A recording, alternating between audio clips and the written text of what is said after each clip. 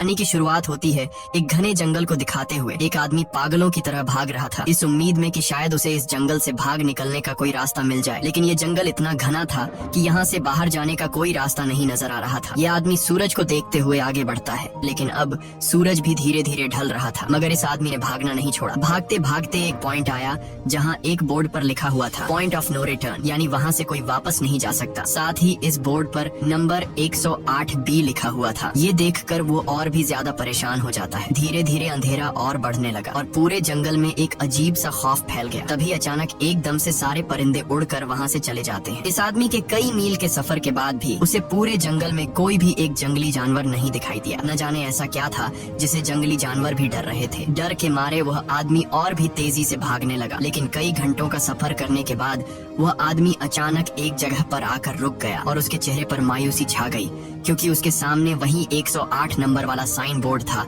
जिस पर लिखा हुआ था पॉइंट ऑफ नो रिटर्न। अब आदमी को समझ आया कि चाहे मैं जितना भी भागूं पर इस जंगल से निकल नहीं सकता। इसलिए अब वो वहाँ छुपने की जगह ढूंढने लगा, लेकिन वहाँ उसे छुपने के लिए कोई सेफ जगह नहीं मिली। इसीलिए अब वो पेड़ के ऊपर चढ़ जाता है, पर तभी उस पेड़ की टहनी टूट गई, जिससे वो आदमी काफी ऊंचाई से नीचे जमीन पर आ गिरा। पेड़ से गिरने के बाद वो बहुत ज्यादा जख्मी हो चुका था। उसे काफी गहरी चोटें आई। इससे पहले कि वो बेहोश हो जाता तभी अचानक जमीन हिलने लगी और अजीब सी गुर्राने की आवाजें आने लगी। वो आवाजें सुनकर आदमी के गले में सांसें अटक गईं। तभी अचानक कोई उसे खींच कर ले गया। खींचने वाला कौन था ये नहीं दिखाया गया, लेकिन हमें उस आदमी की दर्द भरी चीखें सुनाई दी गई। इस इंसिडेंट के 6 दिन बाद हमें शहर में मीना नाम की एक लड़की को दिखाया जाता है जो एक बर्ड शॉप में काम करती है। तभी उसका बॉस आता है और मीना को एक गोल्डन पैरट को शहर से दूर एक जू में डिलीवर करने का ऑर्डर देता है। मीना बॉस की बात को मानते हुए अब उस पैरट को डिलीवर करने जाती है। मीना गाड़ी में बैठकर अपने मोबाइल में उस जू का लोकेशन सेट कर लेती है और अपने सफर पर निकल पड़ती है। शहर से बाहर निकलने के बाद वो एक बोर्ड पर बहुत सारे लोगों के मिसिंग फोटोज देखती है, यानी वहाँ पर कई सारे लोग गायब हो चुके थे। लेकिन मीना उन पर ज्यादा ध्यान नहीं देती और आगे बढ़ने लगती है। आगे बढ़ते दौरान मीना शॉर्टकट लेते हुए जंगल के रास्ते से गुजरती है ताकि वो जल्दी से इस पैरट को जू तक डिलीवर कर दे। और वो पहुँच गई जंगल के बीचों बीच। ये वही जगह है जहाँ हम पहले एक आदमी को गायब होते देख चुके हैं। वहाँ आकर मीना बुरी तरह से फंस चुकी थी। वो अपने मोबाइल पर मैप देखती है, लेकिन वहाँ मोबाइल के सिग्नल नहीं आ रहे थे और उसके कार का रेडियो भी काम नहीं कर रहा था। मीना अब वहाँ से वापस निकलने लगी, लेकिन अब उसे वहाँ से बाहर निकलने का रास्ता समझ नहीं आ रहा था। थोड़ी देर बाद मीना की गाड़ी भी खराब हो गई। मीना गाड़ी से बाहर निकलती है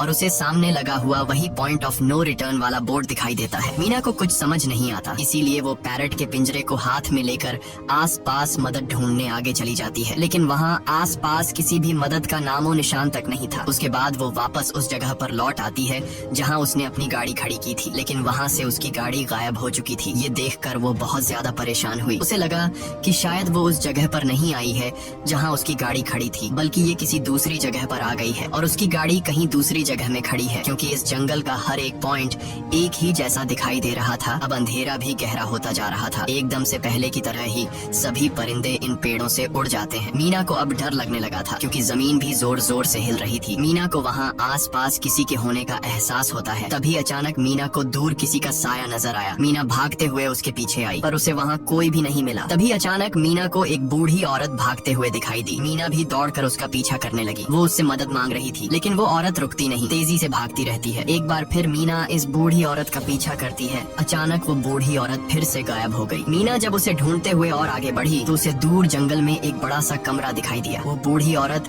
उस कमरे के दरवाजे को खोलकर मीना से कहती है, अगर जिंदा रहना चाहती हो तो जल्दी से अंदर आओ। ये सुनते ही मीना बिना सोचे समझे दौड़ते हुए उस कमरे की तरफ गई। मीना के अंदर आते ही उसने गेट को लॉक कर दिया। मीना देखती है कि ये कोई अजीब सा कमरा है जिसमें एक बहुत बड़ा सा मिरर लगा हुआ था। उस बूढ़ी औरत के साथ यहाँ 2 और लोग भी थे। मीना घबरा कर उन लोगों से पूछती है, ये कौन सी जगह है? इस पर उस बूढ़ी औरत ने जवाब दिया कि इस जगह को हम दी कोब कहते हैं। मेरा नाम है मैडलन, ये लड़की है कियारा और इस लड़के का नाम है डेनियल। बूढ़ी औरत मीना से कहती है कि अभी बातचीत का वक्त नहीं है, तुम जल्दी से हमारे साथ मिरर के सामने खड़ी हो जाओ, क्योंकि कोई हमें देखने आने वाला है। मीना पूछती है, आखिर हमें कौन देखने आ रहा है? तो वो बूढ़ी औरत उससे कोई जवाब नहीं देती। एकदम बाहर से अजीब सी आवाजें आने लगी। मीना डर के मारे पूछती है कि ये आवाज किस चीज की है? तो कियारा मीना को बताती है कि इन्हें हम वॉचर्स कहते हैं। वे शीशे के दूसरे ओर से हमें देख रहे हैं, पर हम उन्हें नहीं देख सकते। वे हर रात सूरज ढलने के बाद यहाँ आते हैं और हमें देखते रहते हैं जब तक सुबह का सूरज नहीं निकल आता। तभी शीशे के दूसरी तरफ से शोर आने लगा। मीना पूछती है, ये शोर कैसा है? उस बूढ़ी औरत ने बताया कि वॉचर्स तुम्हारे आने से खुश हैं, तुम्हें यहाँ देखकर तालियां बजा रहे हैं। मीना बुरी तरह से कंफ्यूज थी। वो जल्द से जल्द यहाँ से निकलना चाहती थी। मैडलेन जिन्हें वॉचर्स कह रही थी, न तो अब तक मीना ने उन्हें देखा और न ही किसी और ने देखा था। रात गुजर जाती है। सुबह होने पर ये लोग उस जगह से बाहर निकल आते हैं। मैडलेन बताती है कि वे वॉचर्स सिर्फ रात में ही बाहर निकलते हैं। दिन के वक्त हम लोग जंगल में आजाद घूम सकते हैं। मीना रात भर यही सोच रही थी कि कब सुबह होगी और जल्दी से मैं इस जंगल से बाहर निकल जाऊं। इसीलिए वह फौरन जंगल से बाहर निकलने का रास्ता ढूंढने लग जाती है। तब मैडलेन बाकी सबको उसे रोकने से मना कर देती है, जैसे कि वह जानती हो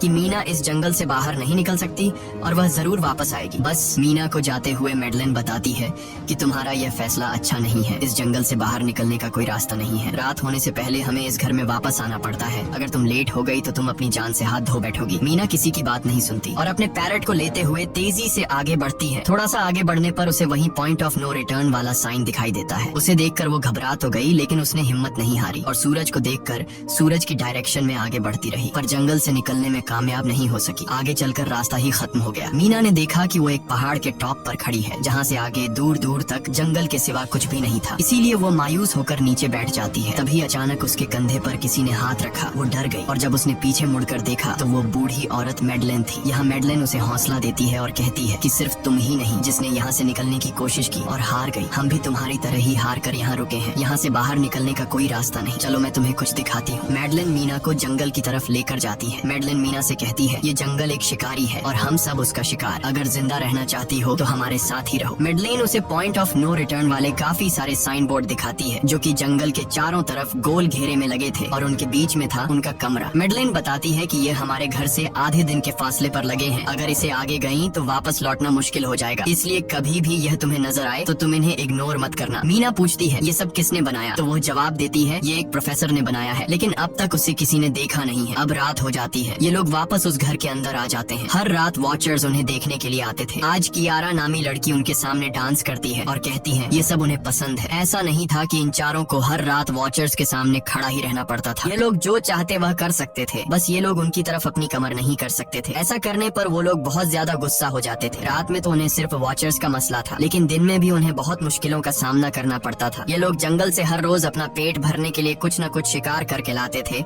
जिससे उनका गुजारा हो जाता। अगले दिन कियारा और मीना दोनों जंगल में शिकार करने जाती हैं। मीना कियारा से पूछती है कि आखिर ये वॉचर्स चाहते क्या हैं? कियारा बताती है, मुझे भी कुछ खास नहीं पता, लेकिन मैडलाइन कहती है कि ये वॉचर्स हमें देखते हैं, हमें ऑब्जर्व करते हैं, लेकिन अगर हमने वॉचर्स को देखा तो हम पागल हो जाएंगे, क्योंकि वॉचर्स बहुत ही खूंखार दिखते हैं। कियारा अब उसे एक गड्ढा दिखाती है और कहती है, ऐसे बहुत से गड्ढे इस जंगल में मौजूद हैं। दिन के वक्त सारे के सारे वॉचर्स उन गड्ढों में रहते हैं और रात में वो यहाँ से बाहर निकल आते। दिन के वक्त ये लोग इसलिए बाहर नहीं आ सकते क्योंकि सूरज की रोशनी उनकी स्किन जलाती है। कियारा मीना को बताती है कि वो 5 महीने पहले अपने पति के साथ इस जंगल में आई थी और तब से वो दोनों यहाँ फंसे हुए थे, पर आज से 6 दिन पहले मेरा पति जंगल में रास्ता ढूंढने निकला है। मुझे उम्मीद है कि वो जरूर वापस आएगा और हम सबको यहाँ से सेफली ले जाएगा। यहाँ हमें मालूम होता है कि असल में कियारा का हस्बैंड वही आदमी था जिससे हमने मूवी के स्टार्ट में देखा था, जिसे कोई यहाँ से खींच कर ले गया और अब वो मारा जा चुका है। इस तरह से बातें करते हुए ये दोनों कमरे के पास वापस लौट आए। यहाँ मैडलेन ने मीना को 3 रूल समझाती है जिंदा रहने के लिए। सबसे पहला ये कि वो रात के वक्त घर का दरवाजा नहीं खोलेगी। दूसरा, रात में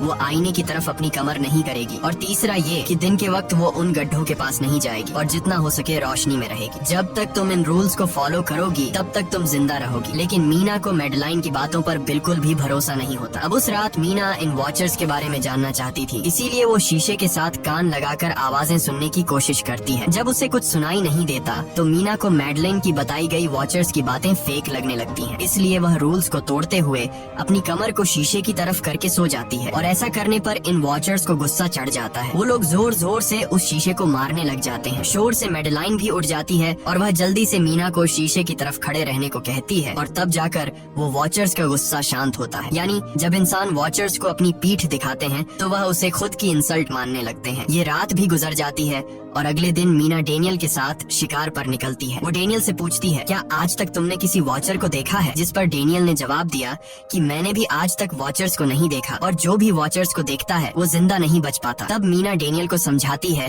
कि मुझे लगता है कि ये सब मैडलाइन की बनाई हुई कहानियां हैं जिसके अंदर वो हमें फंसा रही है। हमें जरूर उन गड्ढों को जाकर चेक करना चाहिए, शायद हमें यहाँ से बाहर जाने का कोई रास्ता मिल जाए। डेनियल भी यहाँ रहकर बहुत ज्यादा तंग हो चुका था और वो भी किसी तरह से रास्ता ढूंढकर इस जंगल से भाग निकलना चाहता था, इसलिए वो मीना की बात मान लेता है और वो दोनों गड्ढे के पास पहुंच जाते हैं। अब मीना अपने आप को रस्सी से बांधकर इस गड्ढे के अंदर उतरती है। रस्सी का दूसरा सिरा डेनियल ने पकड़ा हुआ था ताकि अगर मीना को कुछ भी हो वो जल्दी से मीना को बाहर की तरफ खींच ले। मीना नीचे गड्ढे में पहुंच जाती है जहां उसे बहुत सारा इंसानों का सामान मिलता है। मीना उस सामान को इकट्ठा कर लेती है। ये सारा सामान उन लोगों का था जो जंगल में वॉचर्स के शिकार हो चुके थे। डेनियल रस्सी के सहारे कैमरा, साइकिल और जरूरत का सारा सामान को बाहर ले आता है। मीना अब नीचे इंतजार करती है कि डेनियल कब रस्सी नीचे फेंकेगा और मैं ऊपर चली जाऊंगी। और इससे पहले कि मीना उस गड्ढे से बाहर निकल पाती, उसे गड्ढे के अंदर किसी के आने की हलचल सुनाई देती है। मीना जल्दी से डेनियल को रस्सी नीचे फेंकने की आवाज देने लगती है, लेकिन तभी मीना को पकड़ने के लिए एक वॉचर का हाथ बढ़ने लगता है। पर मीना धूप में खड़ी थी, इसलिए जब उस वॉचर के हाथ पर सूरज की रोशनी पड़ी तो उसका हाथ जलने लगा। इतने में डेनियल ने नीचे मीना के पास रस्सी फेंकी और मीना फौरन जल्दी से बाहर निकल आई। मीना पूरी तरह से डर गई थी। ये लोग उस सारे सामान को लेकर अपनी सेफ हाउस में आ गए, जहाँ मैडलिन ने उससे पूछा, ये सामान तुम्हें कहाँ से मिला? ये लोग झूठ बोल देते हैं कि ये सामान उन्हें इस जंगल से मिला। मैडलिन को इस जंगल में रहते हुए बहुत अरसा गुजर चुका था। वो जानती थी कि ये सामान उसे जंगल से नहीं बल्कि एक गड्ढे से मिला होगा। वो मीना से पूछती है, बताओ तुमने गड्ढे के अंदर क्या देखा? लेकिन मीना उसे कुछ नहीं बताती। ये लोग बहुत खुश थे कि आज रात ये लोग वॉचर्स को देख पाएंगे, क्योंकि मीना को गड्ढे के अंदर एक कैमरा मिला था। डेनियल किसी तरह जुगाड़ करके उस कैमरा को टीवी के साथ अटैच कर लेता है ताकि ये लोग भी टीवी पर वॉचर्स को देख पाए। मैडलिन बार बार उन्हें समझाती है कि ये तुम लोग गलत कर रहे हो, लेकिन ये दोनों उसकी एक बात भी नहीं सुनते। आज रात ये लोग वॉचर्स के इंतजार में बैठे थे ताकि उन्हें वो देख पाए, लेकिन काफी रात होने के बावजूद भी आज कोई वॉचर उन्हें देखने नहीं आया। और अब कुछ देर बाद उनके साथ कुछ अजीब सा होने वाला था। ये लोग बातचीत में मसरूफ थे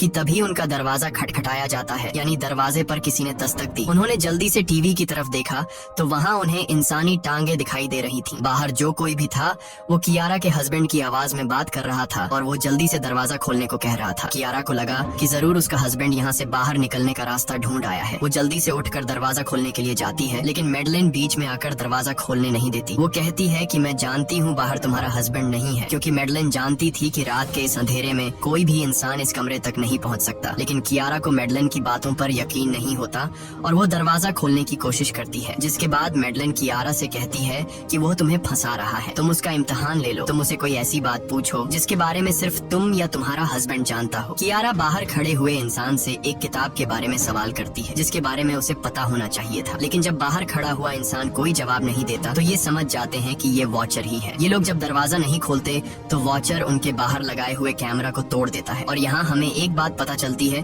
कि वॉचर्स इंसान के रूप में भी खुद को बदल सकते हैं। वॉचर्स उनकी इस हरकत पर बहुत ज्यादा गुस्सा हो गए थे। वे बहुत तेजी से शीशे को मारने लगे, जिससे शीशे में एक बड़ा क्रैक भी आ जाता है। लेकिन यहाँ मैडलिन समझदारी दिखाते हुए सबको लाइन से शीशे की तरफ खड़ा कर देती है, जिससे वॉचर्स का गुस्सा थोड़ा बहुत ठंडा हो जाता है और वे वहाँ से चले जाते हैं। अब यहाँ मीना मैडलिन को बताती है कि हमने गड्ढे में से ये सारा सामान चुराया था। ये सुनकर मैडलिन बहुत ज्यादा गुस्सा हो जाती है कि तुम लोगों ने दूसरा रूल भी तोड़ दिया। अगली सुबह मैडलिन उस गड्ढे से लाया हुआ सारा सामान उठाकर वापस उसी गड्ढे में फेंक देती है, जिससे उन वॉचर्स का गुस्सा थोड़ा शांत हो जाता है। मगर अब इन लोगों को जंगल में बहुत ही ज्यादा अजीब चीजें दिखाई देना चालू हो गई थी और उसका सबसे ज्यादा असर डेनियल पर होता है। डेनियल अचानक बात बात पर बहुत ज्यादा गुस्सा करने लग जाता है। दूसरी तरफ कियारा, जिससे पहले उम्मीद थी कि उसका हस्बैंड जिंदा है और वो यहाँ आकर उसे यहाँ से बचा लेगा, लेकिन अब उसे पता चल चुका था कि उसका हस्बैंड अब वापस नहीं आएगा, जिसकी वजह से वह अंदर ही अंदर पूरी तरह से टूट चुकी थी। और वो डिसाइड करती है कि वह वॉचर्स के इन गड्ढों में कूदकर अपनी जान दे देगी, क्योंकि अब उसके पास जीने की कोई वजह नहीं रही। वह ऐसा करने ही वाली होती है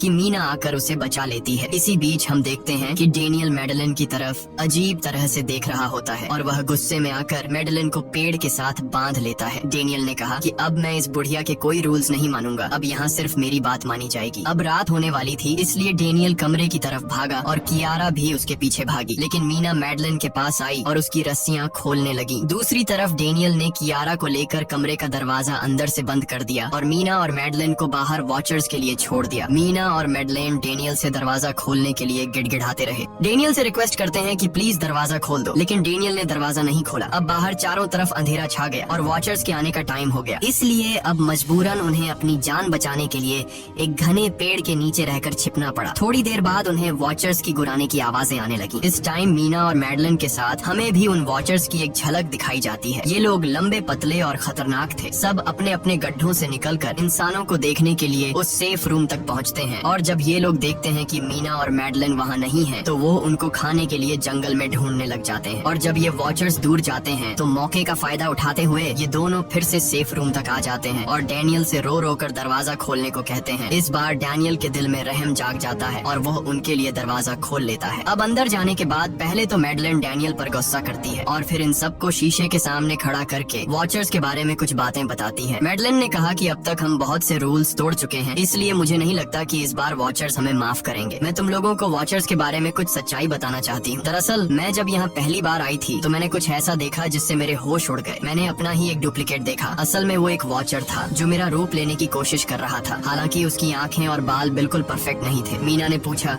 कि आखिर ये वॉचर्स हैं क्या चीज, जिस पर मैडलिन ने जवाब दिया कि ये सारे क्रीचर्स फेरीज हैं जो किसी जमाने में इंसानों के साथ मिलकर रहते थे। फेरीज पंखों वाले एक जादुई जीव थे, लेकिन वक्त गुजरने के साथ इंसानों को फेरीज की शक्तियों से डर लगने लगा। इसीलिए इंसानों ने फेरीज को खत्म करने का सोचा। इंसानों की तादाद ज्यादा थी, इसलिए फेरीज इंसानों का मुकाबला नहीं कर पाए। इंसानों ने इन फेरीज को जंगल में एक बहुत बड़े गड्ढे के अंदर कैद कर लिया और उन्हें श्राप से हमेशा हमेशा के लिए इस गड्ढे में बंद कर दिया। उसके बाद फेरीज कई 100 सालों तक उस गड्ढे में कैद रहे, लेकिन फिर वक्त के साथ उन्होंने जमीन के अंदर खुदाई करके निकलने के रास्ते बना लिए। आज वही फेरीज वॉचर्स के रूप में गड्ढों से निकलकर हमारे सामने आते हैं। हालांकि कई 100 सालों तक जमीन के अंदर रहने की वजह से उन्होंने अपने पंख और जादुई शक्तियाँ खो दी और साथ ही उन्हें सूरज की रोशनी से तकलीफ होने लगी, लेकिन अब भी उनमें रूप बदलने की शक्ति है। इस पर डैनियल ने मैडलिन से पूछा कि ये वॉचर्स हमसे क्या चाहते हैं और ये हर रात हमें देखते क्यों हैं, जिस पर मैडलिन ने बताया कि ये वॉचर्स एक बार फिर से जंगल से निकलकर इंसानों के बीच रहना चाहते हैं, लेकिन अपने असली रूप में ये इंसानों के बीच नहीं रह सकते। इसीलिए उन्होंने हमें यहाँ रखा हुआ है ताकि हमें देखकर हमारा रूप ले सकें और हमसे आज के दौर के तौर तरीके सीखकर इंसानों के बीच रह सकें। मैडलिन ये सब बातें बता ही रही थी कि अचानक सभी वॉचर्स वापस लौट आए और जब वॉचर्स को पता चलता है कि मैडलिन और मीना वापस अपने कमरे में आ गए हैं तो वो सब गुस्से से भड़क उठे और दरवाजा तोड़ने की कोशिश करने लगे। इन चारों ने टेबल को खींचकर दरवाजे के सामने रख दिया ताकि दरवाजा वॉचर्स तोड़ न सके, लेकिन वॉचर्स की ताकत काफी ज्यादा थी और इन चारों को पता चल चुका था कि जल्द ही वॉचर्स अंदर आ जाएंगे और उन्हें मौत अपनी आंखों के सामने दिखाई दे रही थी। तभी उन्होंने देखा कि टेबल को घसीटकर दरवाजे तक ले जाने की वजह से कारपेट पलट गई है। जब उन्होंने कारपेट हटाया तो उन्हें नीचे एक बड़ा लोहे का गेट नजर आया। उन्होंने जल्दी से गेट खोला तो उन्हें पता लगा कि नीचे एक बहुत बड़ा बंकर है। ये लोग जल्दी से उस बंकर के अंदर घुस गए और ऊपर से लोहे का गेट बंद कर दिया। ये लोग इस बात को लेकर परेशान थे कि ये बंकर यहाँ पर मौजूद था और इन लोगों को पता भी नहीं चला। इस बंकर के नीचे बहुत फैसिलिटीज थी, हजारों दिन का खाना, एक कंप्यूटर और भी बहुत सारा जरूरत का सामान रखा था। मीना जानना चाहती थी कि आखिर ये जगह किसने बनाई, इसीलिए वो उस कंप्यूटर को ऑन कर लेती है। उस कंप्यूटर में बहुत सारा डेटा सेफ था, जिसे खोलने पर उन्हें पता चलता है कि ये सारी जगह प्रोफेसर मार्टिन ने बनाई थी। असल में प्रोफेसर को इन क्रीचर्स के बारे में पता था। वो इन वॉचर्स पर रिसर्च करना चाहता था, इसीलिए उसने ये बंकर बनाया था। पैसों का लालच देकर वो दूसरे इंसानों को काम के लिए यहाँ लेकर आता था और रात के वक्त मजदूरों को ऊपर कमरे में छोड़कर खुद यहाँ आकर छुप जाता था और वो वॉचर्स फिर उन इंसानों को खा जाया करते थे। अगली वीडियो में डॉक्टर मार्टिन बताते हैं कि उनकी रिसर्च के दौरान उन्हें एक सबसे अलग फेरी मिली जो रोशनी में भी उन गड्ढों से बाहर आ सकती थी। डॉक्टर बताता है कि उस वॉचर ने एक बच्ची का बिल्कुल परफेक्ट रूप ले लिया था जिसे कोई पहचान नहीं सकता था। वो बहुत अच्छी थी, उसने डॉक्टर मार्टिन को मारा नहीं। डॉक्टर मार्टिन उसे यहाँ ले आया। तभी प्रोफेसर ने कैमरा को दूसरी तरफ मोड़ा। तब उन्होंने देखा कि प्रोफेसर ने उस छोटी सी बच्ची के रूप में आए वो क्रीचर को पिंजरे में कैद कर लिया है। पता नहीं डॉक्टर उसके साथ कौन सा एक्सपेरिमेंट करने वाला था। उस कंप्यूटर में बहुत सी वीडियोस थी और हर वीडियो में कुछ न कुछ बताया हुआ था। मीना बस ये जानना चाहती थी कि आखिर में क्या हुआ, इसीलिए वो सबसे आखिरी वीडियो प्ले करती है जिसमें वह देखती है कि प्रोफेसर खुद को और उस फेरी को मारने वाले हैं। मरने से पहले वह इस जंगल में फंसे हुए लोगों के लिए यहाँ से निकलने का रास्ता बता देता है और कहता है कि शाम में जिस डायरेक्शन में परिंदे भागते हैं उस डायरेक्शन में भागने से वे लोग इस जंगल से निकल सकते हैं। उसने इस रिकॉर्डिंग मैसेज में कहा था कि अगर कोई इस जंगल से निकलने में कामयाब हो गया तो यूनिवर्सिटी में जाकर मेरी सारी रिसर्च तबाह कर देना। मैंने यहाँ आकर बहुत बड़ी गलती कर दी। उसके बाद प्रोफेसर ऊपर चले गए और फिर 2 गोलियों की आवाज आई जिससे उन्हें समझ आया कि प्रोफेसर ने पहले उस फेरी को मारा और फिर खुद को गोली मार दी। आज रात ये चारों बहुत खुश थे क्योंकि उन्हें इस जंगल से जान छुड़ाने का रास्ता मिल गया था। अगली सुबह सभी लोग अब बंकर से बाहर निकलते हैं तो देखते हैं कि उनका सेफ हाउस उन वॉचर्स ने पूरी तरह तबाह कर दिया है और आज के दिन उन्हें लाजमी इस जंगल से निकलना निकलना होगा वरना ये लोग मारे जाएंगे, क्योंकि रात को अब उनके पास छिपने के लिए कमरा भी नहीं बचाता। ये लोग अब यहाँ जंगल से निकलने के रास्ते में बढ़ने लगते हैं। वो परिंदे जिनके बारे में प्रोफेसर बता रहे थे वे तो शाम को उड़ने वाले थे, लेकिन उन्हें शाम होने से पहले जंगल से बाहर निकलना था। इसलिए मीना अपने पास मौजूद पैरट को आजाद कर देती है। जिस डायरेक्शन में वह उड़ता है उसी डायरेक्शन में ये लोग चलने लग जाते हैं। चलते हुए रास्ते में ही उन्हें एक कब्र मिली। मैडलिन उस कब्र को देखकर बताती है कि एक वक्त था जब ये लोग इंसानों के साथ रहते थे, लेकिन इंसानों ने उनके साथ बहुत बुरा किया, धोखा किया और उन्हें यहाँ जंगलों में फंसाकर खुद चले गए। कई घंटे सफर करने के बाद ये लोग एक नदी के पास पहुँच गए। वहाँ उन्हें प्रोफेसर का एक बोट मिला जिसको देखकर ये लोग बहुत खुश हुए, लेकिन उनकी खुशी अब कुछ ही देर की मेहमान थी, क्योंकि अब अंधेरा हो चुका था और वॉचर्स के आने का वक्त हो गया था। उससे पहले कि ये लोग डॉक्टर मार्टिन की बोट में बैठकर यहाँ से दूर चले जाते, तभी उन्हें पीछे से किसी की आवाज आई। जब उन्होंने पीछे मुड़कर देखा तो वो कियारा का हस्बैंड था जो मदद के लिए चिल्ला रहा था। वो बहुत ही जख्मी हालत में था। बाकी सब बोट में बैठ चुके थे, इसलिए डेनियल अकेला उसकी मदद के लिए गया। डेनियल कियारा के हस्बैंड को खींचकर बोट की तरफ लाने लगा, लेकिन तभी ये लोग बोट से देखते हैं कि डेनियल जिसकी मदद करने गया वह कोई इंसान नहीं बल्कि एक वॉचर है, जिसने उनके सामने ही डेनियल का रूप ले लिया। वो लोग कुछ भी नहीं कर पा रहे थे। अब उस वॉचर ने डेनियल को मार दिया। उन्हें इस बात का पता था कि वॉचर्स इस नदी को पार नहीं कर सकते हैं और फाइनली ये लोग खुद इस नदी को पार करके शहर तक पहुंच जाते हैं। और कहानी में असल ट्विस्ट इसके बाद आया। शहर पहुंचने के बाद ये तीनों अलग अलग रास्तों पर चले गए और कुछ दिनों बाद अब मीना जल्दी से डॉक्टर मार्टिन के कहने के मुताबिक उनके यूनिवर्सिटी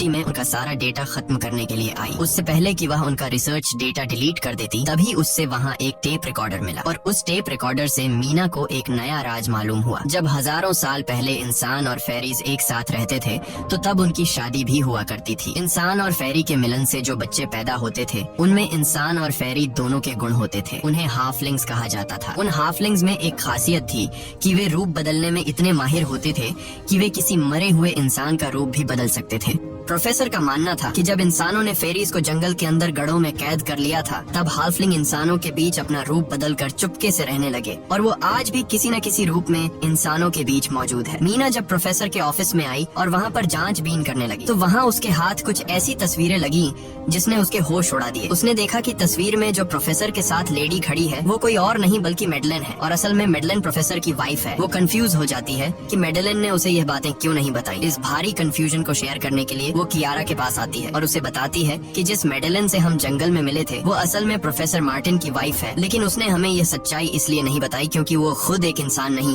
बल्कि एक रूप बदलने वाली फेरी थी। मैंने जब रिसर्च किया तो मुझे पता चला कि काफी साल पहले प्रोफेसर की वाइफ मैडलिन कैंसर की वजह से मर गई थी। ये सुनकर कियारा कहती है कि फिर वो मैडलिन कौन थी जो इतने समय से हमारे साथ थी। इस पर मीना कहती है मुझे सब समझ आ रहा है। दरअसल प्रोफेसर अपनी वाइफ के मरने से बहुत दुखी थे और उसे हर हाल में वापस पाना चाहते थे और जब प्रोफेसर को इन रूप बदलने वाली फेरीज के बारे में पता चला तो प्रोफेसर ने उस रूप बदलने वाली फेरी को पिंजरे में कैद किया जो एक बच्ची का परफेक्ट रूप लेकर उनके पास आई थी। प्रोफेसर ने अपनी वाइफ की फोटो दिखाते हुए उस फेरी को अपनी वाइफ मैडलिन जैसा बना दिया क्योंकि वो फेरी बाकी फेरीज से अलग थी। वो दिन में भी बाहर आ सकती थी। मीना ने कहा कि मैंने मैडलिन को यहाँ बुला लिया है, हमें किसी तरह से करके उसे वापस जंगल भेजना होगा। तभी एक कार वहाँ आकर रुकी। जब उस कार से जो इंसान उतरा उसे देखकर मीना के गले में सांस अटक गई। वो कियारा थी, यानी कि अब तक जो मीना के साथ थी वो मैडलिन थी। उसने कियारा का रूप ले रखा था। कियारा जैसे ही घर के अंदर आई तभी मैडलिन ने कियारा के हस्बैंड के रूप में बदलकर उसे बेहोश कर दिया। मीना ने मैडलिन से कहा आखिर तुम चाहती क्या हो, जिस पर मैडलिन गुस्से में आकर कहा मैं फेरीज की सबसे अलग मखलूक हूँ। मेरे सभी साथी बचपन से मुझे चिढ़ाते थे, वो मुझे अपने साथ नहीं रहने देते क्योंकि मैं सबसे अलग थी। मैं उस जंगल में अकेली पड़ चुकी थी और मैं उस जंगल से निकलकर बाहर लोगों के साथ मिलकर रहना चाहती थी। फिर एक दिन प्रोफेसर उस जंगल में आया, उसने मुझे पिंजरे में कैद कर लिया। उसने मुझसे कहा कि अगर मैं उसकी वाइफ का रूप ले लूं तो वह मुझे जंगल से बाहर ले जाएगा। मैंने उसकी बात मान ली। प्रोफेसर ने मुझे मैडलिन की सारी बातें सिखाई और बाद में उस धोखेबाज प्रोफेसर ने मुझे मारने की कोशिश की, लेकिन उससे पहले कि वो मुझे मार पाता मैंने उसे ही मार डाला। तुम इंसान कभी भी भरोसे के लायक नहीं थे और न ही रहोगे। अब तुम भी मेरी सच्चाई जान चुकी हो, इसलिए तुम्हें भी मरना होगा और तुम्हें मारने के बाद मैं तुम्हारे रूप में इंसानों के बीच रहूंगी। यह कहकर मैडलिन ने मीना का रूप ले लिया और उसका गला दबाकर उसे मारने लगी। तब मीना ने मैडलिन से कहा कि क्या प्रोफेसर ने तुमसे यह नहीं कहा कि तुम क्यों दिन में निकल सकती हो। असल में तुम हाइब्रिड हो, आधी इंसान और आधी फेरी, इसीलिए तुम इंसानों और फेरीज के बीच रह सकती हो। मुझे पता है कि दुनिया में अकेला रहना कैसा होता है, लेकिन तुम अकेली हाफलिंग नहीं हो। तुम्हारे जैसे और भी हाफलिंग्स हैं जो किसी न किसी रूप में इंसानों के बीच रह रहे हैं। इस सच्चाई का पता चलते ही मैडलिन का शरीर अचानक अपने असली रूप में आने लगा। देखते ही देखते उसके पंख निकल आए, जिसके बाद वो मीना को यहीं पर छोड़कर यहाँ से उड़ जाती है। इसके बाद कुछ हफ्तों के बाद का सीन दिखाया जाता है, जहाँ मीना अपनी सिस्टर के साथ रहने लगी है। उसने अपनी सिस्टर को बताया